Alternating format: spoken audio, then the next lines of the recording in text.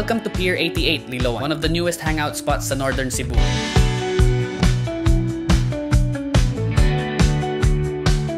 Taga Cebu ka ba? Nakatry ka na bang gumala sa Pier 88 sa Liloan ng Cebu? Kung hindi pa, maybe this is the sign. Ang Pier 88 ay matatagpuan sa Barangay Poblacion, malapit lang sa simbahan at munisipyo ng Liloan. Bukod sa pagiging daungan ng barko, meron din itong hidden street food park na sobrang ganda at perfect na tambayan with your friends and family. Pwede rin itong joggingan, pero kung nagda-diet ka, maghanap ka na lang ng ibang jogging spot.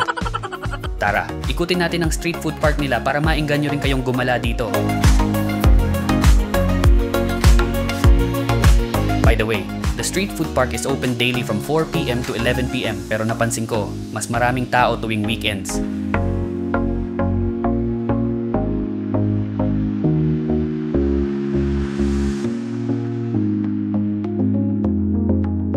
And yes, may Korean goodies din, drinks, noodles. Kadalasang makikita dito una sa lahat, mga barbecue. May seafoods din tulad ng scallops at spider shell na tinatawag nilang saang, pati iba't ibang shells na dito mo lang talaga makukuha. Meron ding siomai, sisig, silugan at iba't ibang street foods na paborito ng marami. Ito isa sa mga must-try mixed seafoods. Halos lahat andito, hipon, tahong, crabs, may corn pa, sakto sa malamig na simoy ng dagat. At para pantanggal uhaw, try natin yung fresh fruit juice nila. May napili na ba kayo? Kasi kami meron na, kakain na kami.